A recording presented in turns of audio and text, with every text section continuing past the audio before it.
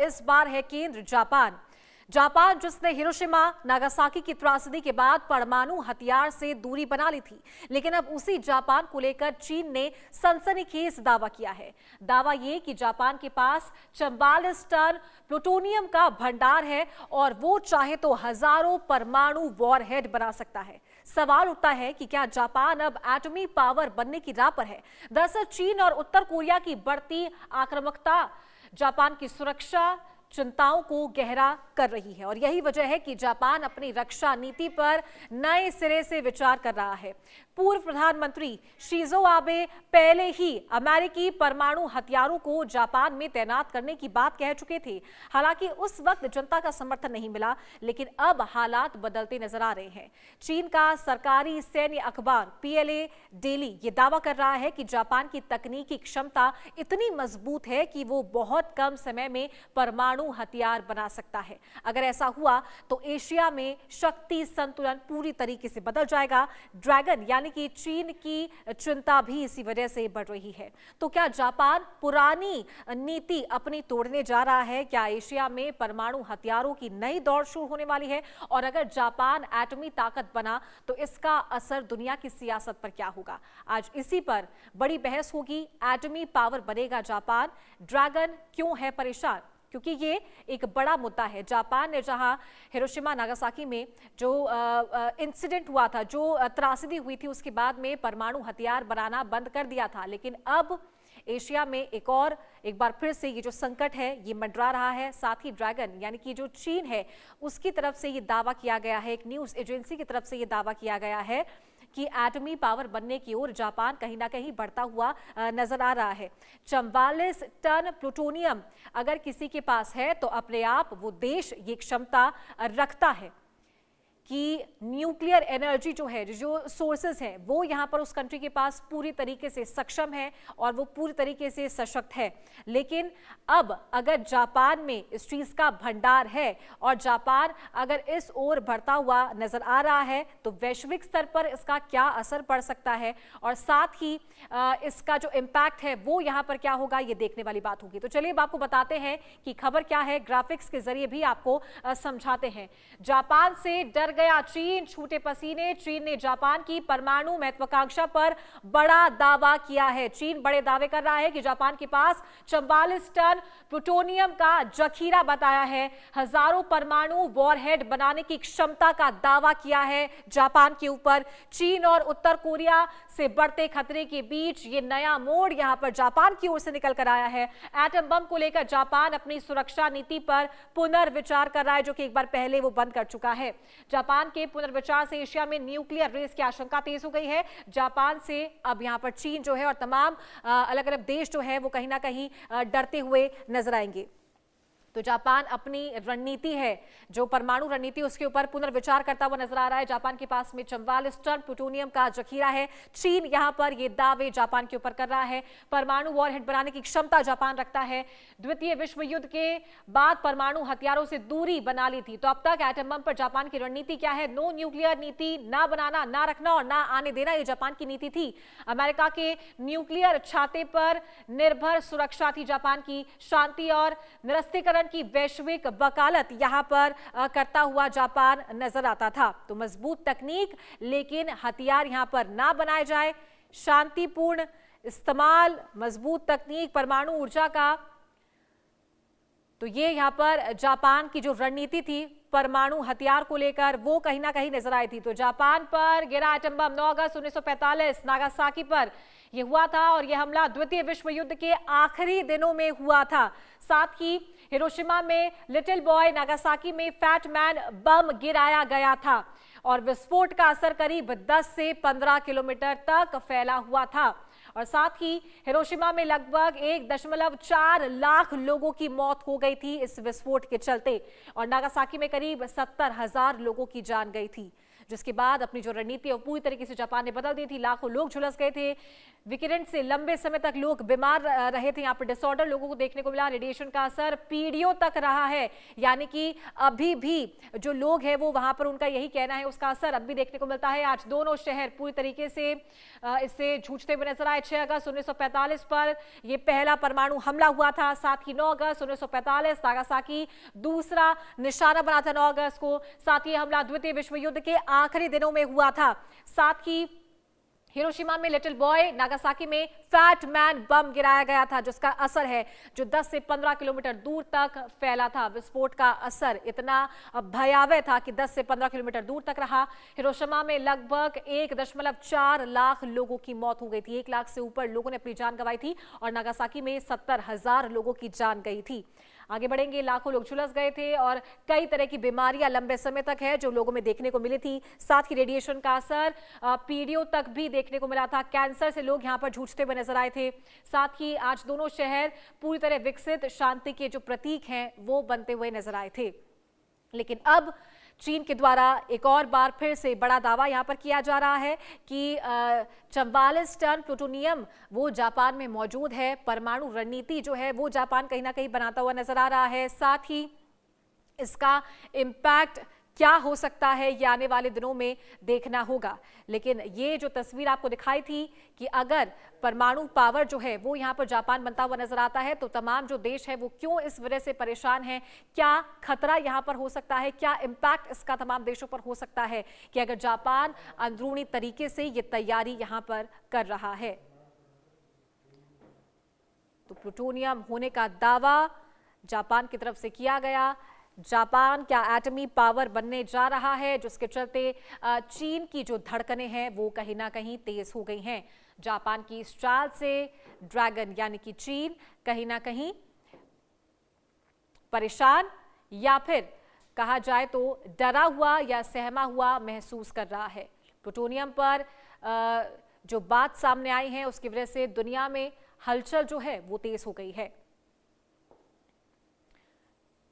तो दूसरे विश्व युद्ध के खत्म होने से पहले जब वो समापन की ओर था तब ये 2 बड़े जो इंसिडेंट्स है, जो त्रासदी है वो जापान में हुई थी। हिरोशिमा नागासाकी में ये ब्लास्ट हुआ था।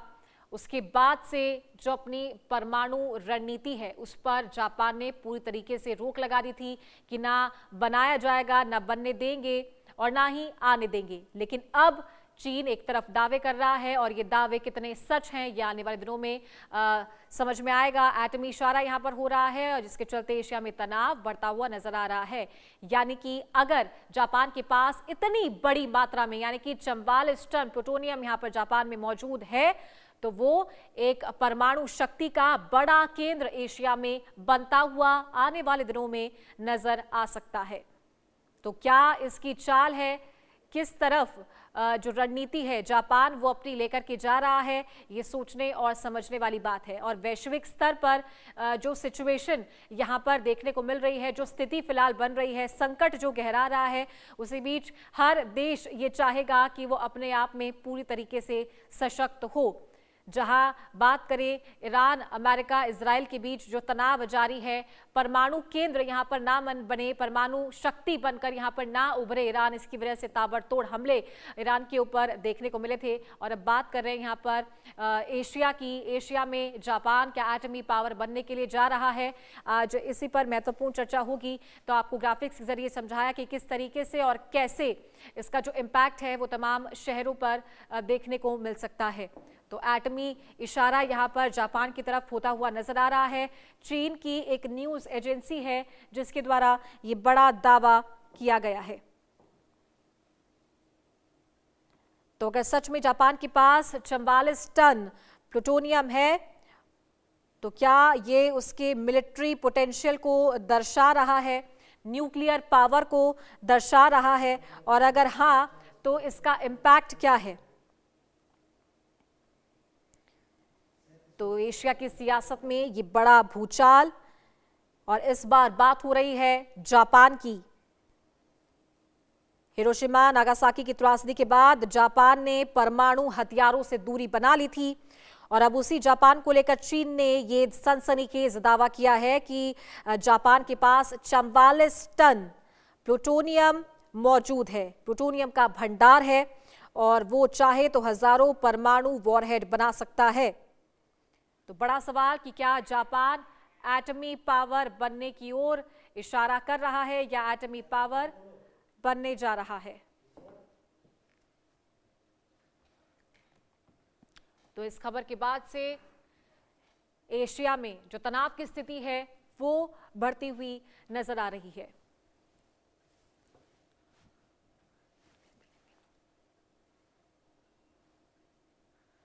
तो चीन की तरफ से ये सनसनीखेज दावा किया गया जापान को लेकर और एटमी इशारा यहां पर जापान को लेकर किया गया है। और चलिए इस मुद्दे पर आज चर्चा करेंगे। चर्चा को आगे बढ़ाते हैं, हमारे साथ खास मेहमान भी जुड़ गए हैं। मेजर मोहम्मद अली शाह, रिटायर्ड रक्षा विशेषज्ञ हैं। सर, बहुत स्वागत है आपका इंडिया न्यूज पर। सर, अब बात हो रही है आज जापान की। क्या जापान सच में एक नया खतरा बनकर उभरता हुआ नजर आ रहा है, एटमी पावर बनता हुआ नजर आ रहा है, जिस तरीके से चीन दावा कर रहा है कि 44 टन प्लूटोनियम जापान के पास में मौजूद है, भंडार है? चीन, देखिए, चीन को कहते हैं चालबाज चीन। उनके एक ऑथर थे सन जू, वो फिलोसोफर भी थे, स्ट्रेटेजिस्ट भी थे। इन्होंने किताब लिखी थी द आर्ट ऑफ वॉर, युद्ध लड़ने की रणनीति, जैसे कि हमारी चना की नीति होती है ना, वैसे उसमें बताया था कि आप बिना लड़े ही जंग को कैसे जीत सकते हैं।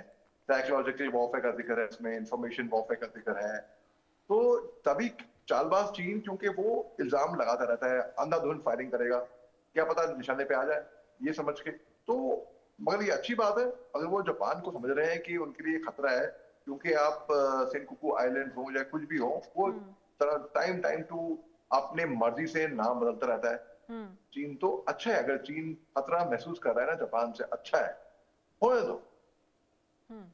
एक टाइम ऐसा था कि जापान और अमेरिका की बहुत गंदी दुश्मनी थी है? जब वर्ल्ड वॉर 2 था 1939 1945, तब हिरोशिमा नागासाकी में अब जापान ने बॉम्ब किया था पर्ल हार्बर, हवाई आइलैंड्स में, बैटल ऑफ मिडवे आइलैंड 1942 का, और 1945 में तो हिरोशिमा नागासाकी। फिर बाद में अमेरिका और जापान की बड़ी अच्छी दोस्ती हो गई। अब देखिए, बड़ी अच्छी दोस्ती हो। चीन जो है चालबाज शातिर है, वो इल्जाम लगा रहा है, वो कहता है अच्छा है अगर चीन को खतरा महसूस हो रहा है ना, बड़ी अच्छी बात है ये। तो एक तरीके से हालांकि हो या ना हो जापान खतरा उनके लिए, लेकिन उनको लग रहा है खतरा है, तो ये मैं सोच रहा हूँ ये अच्छी बात है। अगर चीन को खतरा तो किसी से तो है, लग तो रहा है, अच्छी बात जी। सर, 1 मिनट में आपको रोकना चाहूंगी, इस बड़ी खबर आ रही है, बड़ी खबर का रुख करेंगे। इसी बीच ईरान की अमेरिका को खुली चुनौती। अगर ट्रंप ने पुलों पर हमला किया तो ईरान क्षेत्र में तबाही मचाएगा, भारी तबाही देखने को मिलेगी। क्षेत्रीय ऊर्जा केंद्रों पर सीधे हमले की धमकी ईरान की तरफ से दी गई है। आर्थिक हब बनेंगे निशाना, ईरान ने कहा है। इंफ्रास्ट्रक्चर पर भारी तबाही मचेगी। ईरान की तरफ से बड़ी चेतावनी दी गई है। ईरानी धमकी से पूरा मिडिल ईस्ट कांप उठा है। तो ईरान ने अमेरिका को खुली चुनौती दी है। क्षेत्रीय ऊर्जा केंद्रों पर सीधे हमले की धमकी ईरान की तरफ से अमेरिका को दी गई है। आर्थिक हब निशाना बनेंगे, ईरान ने कहा है। इंफ्रास्ट्रक्चर पर भी भारी तबाही देखने को मिलेगी। तो ईरान की धमकी से पूरे मिडिल ईस्ट में हलचल मच गई है। तो चलिए चर्चा को आगे बढ़ाएंगे। हमारे साथ एक और मेहमान जुड़ गए हैं, विदेश मामलों की जानकार हैं मल्लिका पांडे, विशेषज्ञ हैं, वो हमारे साथ जुड़ गई है। मल्लिका पांडे जी, बहुत स्वागत है आपका। और जिस तरीके से एटमी पावर यहाँ पर जापान बनता हुआ नजर आ रहा है, ऐसा दावा चीन कर रहा है, तो क्या इसे स्ट्रैटेजिक प्रोपेगेंडा कहा जा सकता है चीन की तरफ से? आपका क्या कहना है? नमस्कार चारू जी, देखिए, जापान ने 1976 में एक साइन किया था एनपीटी पे, न्यूक्लियर प्रोलिफरेशन ट्रीटी, जिसके अंतर्गत जापान न्यूक्लियर कभी भी रेस में भाग लेना नहीं चाहता था। और बहुत सारे कंट्रीज, हम आने वाले दिनों में हमने देखा है कि बहुत सारे कंट्रीज ने एनपीटी साइन किया है ताकि न्यूक्लियर की रेस में कोई ना कूदे। देखिए, चाइना का मेन मकसद हमेशा से एक ही चीज रहा है कि एक प्रेशर क्रिएट करना है, एक हैवक क्रिएट करना है, कियोस क्रिएट करना कि ये न्यूक्लियर रेस में है, जबकि चाइना के काफी सारी रिपोर्ट सजेस्ट करती है कि चाइना 1000+ न्यूक्लियर वॉरहेड्स डेवलप करने जा रहा है। कहीं ना कहीं जैसे सर ने भी बताया कि कैसे चाइना को किसी से तो डर लगना चाहिए, एटलीस्ट एशिया में तो जी। जापान से ही सही। जापान के पास कैपेबिलिटी जरूर है और वो डेटरेंस जरूर दिखा सकता है, बट इसका मतलब ये नहीं कि वो डेवलप करना चाहता है। और उसका आर्टिकल काफी, उसका कॉन्स्टिट्यूशन भी बहुत ज्यादा स्ट्रिक्ट है। उसमें आर्टिकल 8 में साफ साफ उसके लिखा है कि भाई आप वॉर में नहीं जा सकते हैं ऐसे ही। काफी बार कोशिश की है पुराने पीएम्स ने भी उस चीज को रीएटिरिएट करने में, उसको चेंज करने में, बट ओवरऑल हमने देखा है कि जापान में कैपेबिलिटी जरूर है, बट वो आगे जब वो एनपीटी साइन कर चुका है तो मुझे नहीं लगता कि आज के टाइम में जापान, जो पहले भी उसके पीएम्स एक्सप्लोर कर चुके हैं मॉडल, वो ये था कि भाई ठीक है हमें न्यूक्लियर अम्ब्रेला कोई और प्रोवाइड करे, या जैसे नेटो का अलायंस है, जैसे उनको न्यूक्लियर अम्ब्रेला प्रोवाइड करता है अमेरिका, वैसे जी। ही जापान भी देख रहा था कि हमें भी कोई और न्यूक्लियर अम्ब्रेला प्रोवाइड करे, बट उस चीज में भी उनकी बात नहीं बनी। तो वो कैपेबिलिटी है, बट मुझे नहीं लगता अभी जापान उसकी तरफ कुछ करना चाहता है चारू जी। तो ये चीन सिर्फ हैवक क्रिएट करना चाहता है, कियोस क्रिएट करना चाहता है, क्योंकि कहीं ना कहीं जापान की इकोनॉमी आज के टाइम में ग्रोथ रेट बहुत अच्छा है जापान की इकोनॉमी का, और चाइना को टक्कर देते हुए आ रही है बहुत सारी चीजों में जापान। तो और यूएस के भी क्लोज है, हर कोई सुपर पावर के क्लोज है, हर कोई विश्वसनीय देश है। तो कहीं ना कहीं हम देख रहे हैं कि चीन बार बार ये रिएक्शन देता रहता है जैसे ही उसके कोई कंपटीशन में आता है। बिल्कुल। अली शाह सर, जिस तरीके से उन्होंने बताया अभी मल्लिका जी ने कि ये स्ट्रैटेजी यहाँ पर हो सकती है, क्योंकि ये कंपटीशन की जो स्टेट है, ये अभी भी देखने को मिल रहा है कि कौन सबसे आगे, कौन सबसे बेहतर है। वो अपना अपना प्रेजेंटेशन, अपना अपना काम करने में लगा हुआ है, अपने आप को बेहतर साबित करने में लगा हुआ है। और अभी जो सिचुएशन है, मिडिल ईस्ट में वॉर चल रहा है, चाइना इसी बीच ये कि ये नया तरीका निकल कर आया है, क्या ध्यान आकर्षित करने की कोशिश यहाँ पर किया जा रहा है, और या फिर कोई मैसेज देने की कोशिश यहाँ पर की जा रही है कि सच में जापान एक न्यूक्लियर पावर बनकर उभर रहा है और ऐसी चीजें जापान के अंदर मौजूद है? बिल्कुल, देखिए चारू जी, देखिए मल्लिका जी ने बिल्कुल दुरुस्त सही फरमाया, बहुत ही इंटेलिजेंट एनालिस्ट हैं और मुझे बड़ी खुशी होती है जब मैं इनको मेन स्ट्रीम चैनल में देखता हूँ अपने ये विचार प्रकट करती हैं। देखिए बात ये है कि चीन जो है ना, अपनी मनमानी करके कभी सेनकाकू आइलैंड्स को का नाम बदल देगा, कभी कुछ भी कर देगा। तो इस तरह के, बल्कि जापान ने तो 1976 में ट्रीटी साइन कर रखी है और प्रोलिफरेशन ऑफ न्यूक्लियर वेपन्स के, भाई वो गलत इस्तेमाल नहीं होंगे हैं 1976। और चीन अगर खतरा महसूस कर रहा है जापान से, तो मेरे ख्याल से ये अच्छी बात हुई। और जापान जो है, देखिए they rose from the ashes. Hiroshima Nagasaki bombing के बाद जापान खाक में मिल चुका था बिल्कुल, लेकिन कैसे उसे तरक्की करी, कैसे उठकर आया। और इतने बड़ी सुपर पावर चीन, उस चींटी को जो मसल चुके थी अमेरिका, जिसके बाद में दोस्ती भी हुई, उसी चींटी से डर रहा है आज की तारीख में। यह अच्छी बात है। और जापान जो है ना, हिंदुस्तान का बहुत ही अच्छा दोस्त रहा है हमेशा से। बल्कि जब जापान की जो है, जब प्रधानमंत्री, एक्स प्रधानमंत्री जब मारे थे, तो हमारे हिंदुस्तान के अंदर हमने मदम बनाया था उनका। तो हमारे रिश्ते जापान से वैसे हैं, इतने खास हैं। चीन के लिए, अगर चीन वाकई में चालबाज है, शातिर है, स्ट्रेटेजिस्ट है, तो चीन के लिए सुनहरा अवसर है। अगर वो ताइवान पे कब से कह रहा है हमला करेगा रहता है, कई बार उनके लड़ाकू विमान, उनके एयर स्पेस वायलेट कर जाते हैं ताइवान की तरफ को। जब नैन्सी पेलोसी आ रही थी अमेरिका से, तो चीन ने कहा हम उनको लैंड नहीं करने देंगे, हम हवा में ही जैम कर देंगे, हम ये कर देंगे, वो कर देंगे। जो गरजते हैं वो बरसते नहीं, और जो बरसते हैं वो गरजते नहीं। तो चीन जो है, अगर वाकई में शातिर है, तो ये सुनहरा मौका है ताइवान की तरफ कार्रवाई करने का, जो कि अभी फिलहाल तो नहीं करेगा वो, क्योंकि अभी वो भाव रहा है रूस और यूक्रेन के जंग, अटेंशन वहां पर डाइवर्ट हो रखी है। चीन को अभी परेशानी क्या हो रही है पता है? उसका स्ट्रेट ऑफ हॉर्मुज में तो बंद है। हालांकि ईरान का दोस्त है चीन, लेकिन अमेरिका ने स्ट्रेटेजिकली बोला कि भाई हम स्ट्रेट ऑफ हॉर्मुज को इस तरीके से, हम, क्योंकि चीन का तेल आता है वेनेजुएला से, आता था ईरान से, 47% तो तेल आता है रूस से। तो और चीन की अगर ज्योग्राफी की लोकेशन देखें तो God has not been kind to China. ये उनको बाहर से निर्भर होना पड़ता है एनर्जी के लिए। तो ये चीन को चोक करने का सही मौका था वैसे। देखिए अगर चीन में हल्का सा भी स्ट्रेटेजिक माइंड है तो फिर वो देखेगा कि ताइवान का फायदा उठाएगा वो। तो बिल्कुल ये भी एक ध्यान बटाने की एक टैक्टिक्स अभी फिलहाल तो मैं देख रहा हूँ हो सकती है चीन से, मगर अच्छी बात है।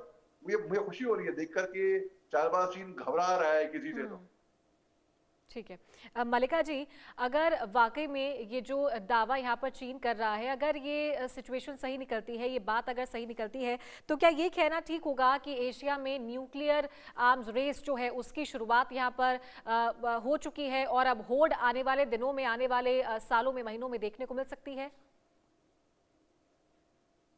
देखिए बिल्कुल, और जैसे सर ने भी बताया, हमने कहीं ना कहीं देखा है कि जापान ने बहुत क्लोजली देखा है कि न्यूक्लियर हॉरर क्या होता है हिरोशिमा नागासाकी के केस में।